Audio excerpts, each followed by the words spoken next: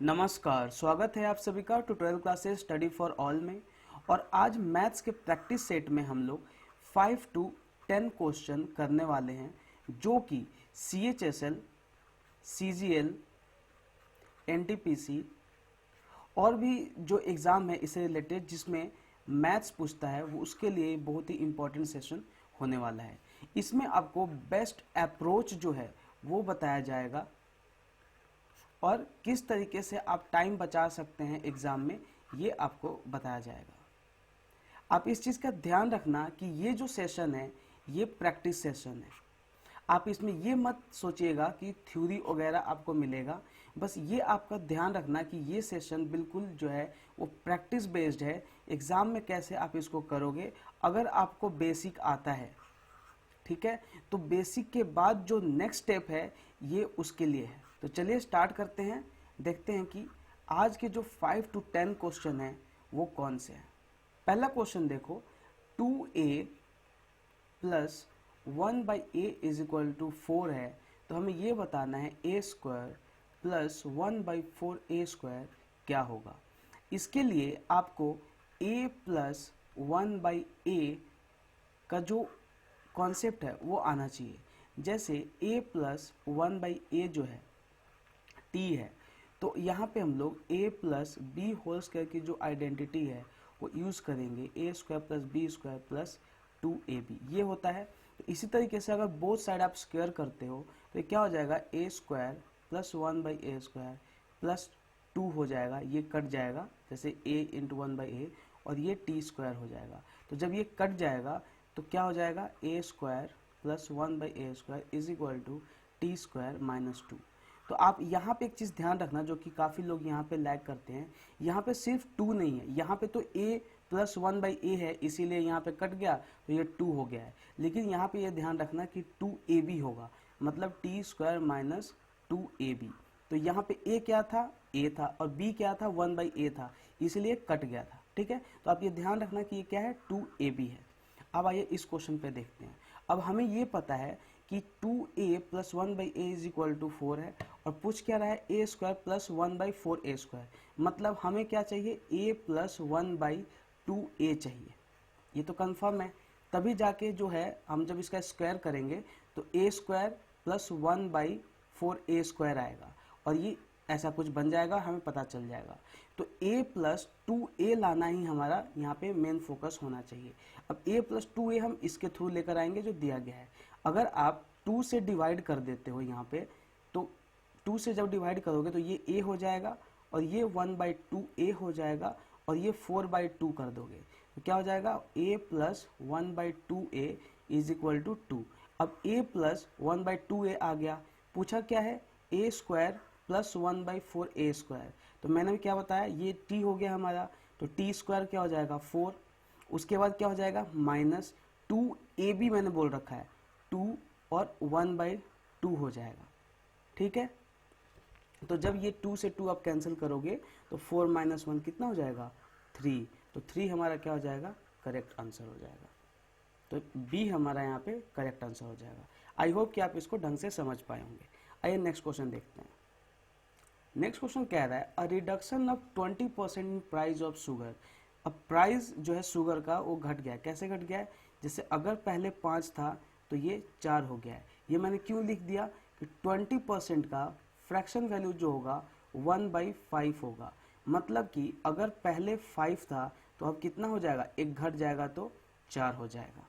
तो यही मैंने किया है कि अगर पहले 5 था तो अब 4 था। और ये कॉन्सेप्ट भी आपको पता होगा कि जब प्राइस में, ठीक है, 5 था 4 हो गया, तो जो अमाउंट होगा वो इसका उल्टा हो जाता है। तो ये अगर प्राइस है और ये अगर ये आपका अमाउंट है, ये कितना उसमें लिया जाएगा, ठीक है, 10 किलो लिया जाएगा, 2 किलो लिया जाएगा, तो उल्टा हो जाएगा, 4 और ये 5 हो जाएगा। अब ये क्या पूछ रहा है, enable a purchase to obtain 4 kg more for ₹160। ठीक है, क्या कह रहा है, 4 kg मोर कह रहा है, यहाँ पे कितना kg मोर ले रहा है, 1 kg। तो 1 kg, अब इसको 4 kg करना है तो इंटू 4, अगर इसको इंटू 4 करोगे तो इसको भी इंटू 4 करना पड़ेगा, इसको इंटू 4, तो ये कितना हो जाएगा 16, ये कितना हो जाएगा 20। अब ये 16 kg ले रहा था, कितने में, 160 में क्वेश्चन में दिया गया है। तो 160 में अगर लिया गया था 16 kg, तो 1 kg का कितना हो जाएगा, 10। और क्वेश्चन में क्या पूछा है, the original price of sugar पर kg, तो क्या हो जाएगा, बी हमारा करेक्ट आंसर हो जाएगा। चलिए नेक्स्ट क्वेश्चन देखते हैं। नेक्स्ट क्वेश्चन है 2 1/36 डिवाइडेड बाई 5/9 ऑफ ब्रैकेट में 5 1/10 प्लस 2 1/5 प्लस 2/5 डिवाइडेड बाई 3 1/5 होगा। अब आप इसको सॉल्व कैसे करोगे, आपको यहाँ पे बॉड मास जो है इसका कॉन्सेप्ट आपको पता होना चाहिए। तो यहाँ पे देखो, पहले हम ब्रैकेट को सॉल्व करते हैं। तो 10 5 टाइम 15 50 51/10 प्लस 5 2 टाइम 10 प्लस 1 11, तो ये 11/5 हो जाएगा। इसको सॉल्व करोगे तो 10, तो ये 51 प्लस 5 2 टाइम 22, ये कितना हो जाएगा, 73/10 हो जाएगा। ठीक है, अब 73/10 इसको आपने सॉल्व कर लिया। ठीक है, 73/10 हो गया। अब हमें ऑफ को सॉल्व करना है, तो क्या करेंगे, 5/9 इंटू 73/10, और यहाँ पे डिवाइड है, ठीक है। तो यहाँ पे अगर डिवाइड है और 36 2 टाइम 72, और ये कितना हो जाएगा, 73/36। ठीक है, तो 73/36 इंटू 9 इंटू 10 अपॉन 5 इंटू 73 करोगे। अब इसको जब आप सॉल्व करोगे, 73 से 73 जाएगा, 9 4 टाइम 2 2 टाइम 2 5 टाइम और 5 टाइम, तो ये कितना हो जाएगा, 1/2। अब हमारा यहाँ तक सॉल्व हो गया। ठीक है, 1/2, और ये देखो प्लस है। अब ये इतना सॉल्व करो, 2/5 इंटू 5 3 टाइम 15 1 16, तो 16 हो जाएगा, और उल्टा चल जाएगा, है ना, 16 नीचे हो जाएगा और ये ऊपर हो जाएगा, कितना हो जाएगा, 1/8। अब इसको सॉल्व कर लो आप सिंपल, तो एलसीएम क्या लोगे, 8 4 टाइम 1 मतलब 5/8, तो 5/8 आपका करेक्ट आंसर हो जाएगा। अब इस क्वेश्चन में आप ये देखो कि आपको जब ये प्रैक्टिस करने लगोगे ना, तो अपने आप ये स्पीड बढ़ जाएगी। ये सब आपके दिमाग में ही हो जाना चाहिए। जो मैंने ये वाला सॉल्व किया, ये दिमाग में ही हो जाना चाहिए। प्लस है तो प्लस से पहले मुझे सॉल्व कर लेना है। तो इसी तरीके से जब प्रैक्टिस करोगे ना आप, तो धीरे धीरे जो है स्पीड जो है सही हो जाएगा आपका। फोर्थ क्वेश्चन देखो, इसमें क्या कह रहा है, a² plus b² plus 2b plus 4a plus 5 is equal to 0 है। ठीक है, और आपसे पूछ क्या रहा है, 2a minus 3b upon 2a plus 3b, ये आपसे पूछा जा रहा है। तो आप ये ध्यान से देखो कि क्या हम ऐसे क्वेश्चन में a प्लस बी स्क्वायर जो आइडेंटिटी है ना, बहुत इंपॉर्टेंट आइडेंटिटी है, a² plus b² plus 2ab, क्या हम यहाँ कहीं बना सकते हैं। तो यहाँ पे आप ध्यान से देख दो, a², ठीक है, प्लस ये 4a लिखा हुआ है ना, इसको आप 2 इंटू 2a कर सकते हो।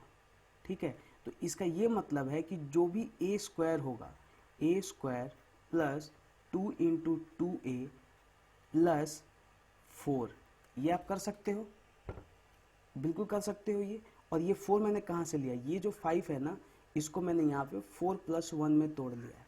ठीक है, तो ये इतना हो गया, इसको हम क्या लिख देंगे, a प्लस 2 का जो है ये होल स्क्वायर है, कोई दिक्कत नहीं है इसमें। अब आते हैं इसमें, क्या क्या इसमें बच गया, b² बच गया, 2b बच गया, और ये 1 बच गया, ये वाला 1 बच गया। अब इसके लिए हम क्या करेंगे, b² प्लस 2b प्लस 1, अब ये क्या बन जाएगा, तो a प्लस 2 होल स्क्वायर, तो ये बन गया। ठीक है, कोई दिक्कत नहीं है इसमें। और प्लस ये क्या हो जाएगा, b प्लस 1 का whole square is equal to 0। अब ये जब 0 हो ना, ये आप ध्यान रखना, कभी भी अगर इस तरह का सिचुएशन होगा तो a प्लस 2 को भी 0 होना चाहिए और b प्लस 1 को भी 0 होना चाहिए। तो a क्या हो जाएगा, -2, b क्या हो जाएगा, -1। ठीक, अब यहाँ वैल्यू पुट कर दो, तो 2 को अगर -2 करते हो तो क्या हो जाएगा, -4। ठीक है, फिर ये +3 हो जाएगा, और ये कितना हो जाएगा, 2 को -2 से करोगे तो -4, और ये कितना हो जाएगा, -3, तो -1 अपॉन -7 कट जाएगा और 1/7 जो है आपका आंसर हो जाएगा। तो सी हमारा जो होगा करेक्ट आंसर होगा। आइए फिफ्थ क्वेश्चन देखते हैं। A train take 45 minute to cover a certain distance at a speed of 80 kilometre per hour. मतलब कि 45 मिनट जो है वो टाइम लगाती है और 80 किलोमीटर के स्पीड से। तो टोटल डिस्टेंस उसने कितना कवर किया, 15 4 टाइम, 15 3 टाइम और 4 2 टाइम। तो कितना हो गया, 60 किलोमीटर उसने जो है अपना सफ़र किया है। If the speed is increased by 125%, मतलब कि जो हमारा 80 किलोमीटर था ये 125% मतलब 100% तो खुद है, तो कितना हो जाएगा 100 और 125 मतलब 225% ये बढ़ाना है इसको। ठीक है, तो पहले 100 था तो 225 हो जाएगा ना, 125% बढ़ाना है। मतलब पहले 100% था और 125% और बढ़ा दोगे तो कितना हो जाएगा 225। इसको आप सॉल्व करोगे, 0 से 0 जाएगा, 5 2 टाइम, 5 4 टाइम, 5 5 टाइम, 2 4 टाइम। तो 45 4 टाइम कितना हो जाएगा 180। मतलब अब जो इसकी स्पीड है कितनी हो जाएगी 180 किलोमीटर पर आवर।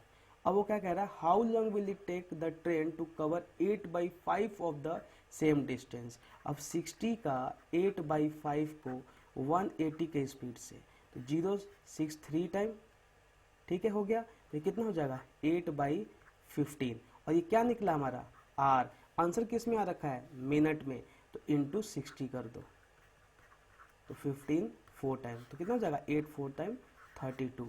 तो 32 हमारा जो है ये आंसर हो जाएगा। तो आप यहाँ पे क्या सीखना क्या चाह रहे हो, यहीं पे आप देखो, यहाँ पे आप जो सीखोगे एक चीज़ सीखोगे कि आपको क्वेश्चन ढंग से पढ़ना है। यहाँ पे पता है मिस्टेक कहाँ पे होगा, यहाँ पे मिस्टेक ये होगा कि आप 225% ना करके आप जो है ना 80 का 125% करोगे, ये गलती होती है। तो प्रैक्टिस से यही सारी चीज़ें जो है सही होंगी।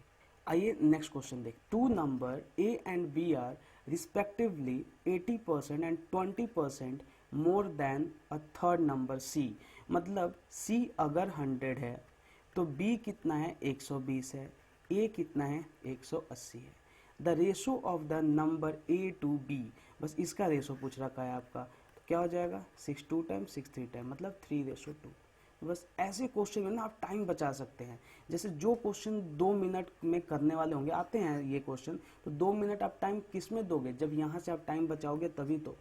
आइए नेक्स्ट क्वेश्चन देखते हैं। A and B can do a work in 15 days, A 15 days में, बी 10 डेज में। They begin the work together but B leaves after 2 days. तो इसके लिए पहले एलसीएम 15 10 का क्या ले लोगे आप 30 ले लोगे, तो क्या होगा 15 2 टाइम 10 3 टाइम। क्या कह रहा है, they begin to work together but B leaves after 2 days. दोनों ने साथ में काम स्टार्ट किया है, ठीक है, 3 2 5 हो जाएगा, 5 दूनी 10, मतलब 30 में से 10 काम हो गया, बच कितना गया 20 काम। Now A complete the remaining work, ठीक है, ए ने काम कंप्लीट किया। The total number of days needed for the completion of the work, ठीक है, तो रिमेनिंग वर्क इसने किया ए ने, तो कितना हो जाएगा, एक दिन में 2 करता है तो 20 को कितना कर देगा 10 दिन में, तो 10 दिन तो इसको लगा। और पहले कितना दिन साथ में थे 2 दिन, तो 10 + 2 कितना हो जाएगा 12। तो आपका ये 7 का सी जो है ये सही आंसर हो जाएगा। 8th क्वेश्चन देखते हैं। If a number is divided by 899 the remainder is 63। If the same number is divided by 29 the remainder would be. तो यहाँ पे ऐसे क्वेश्चन में पहले ये देखो कि ये वाला जो नंबर है क्या ये 29 से डिवाइड हो रहा है। 29 को 3 टाइम करोगे 87 हो जाएगा, 2 बच जाएगा, मतलब ये जा रहा है। 29 से डिवाइड कर सकते हो ना आप इसको इस तरीके से, 29 3 टाइम 2 बच जाएगा 1 टाइम, मतलब 29 से जा रहा है। जब ये 29 से डिवाइड हो रहा है तो आपको इसको भूल जाना है, सिर्फ इस 63 को 29 से करो।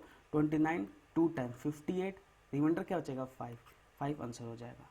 ऐसे क्वेश्चन में कुछ नहीं करना है, जो रिमाइंडर आपका बचता है और जो पूछ रहा है उससे बस आपको डिवाइड कर देना है। 9th क्वेश्चन देखते हैं। An article is sold at a profit of 30%, मतलब 100 का था तो 130 में उसको बेचा गया। If both cost price and selling price of the article are decrease by ₹100 the profit now would be 100 और 45।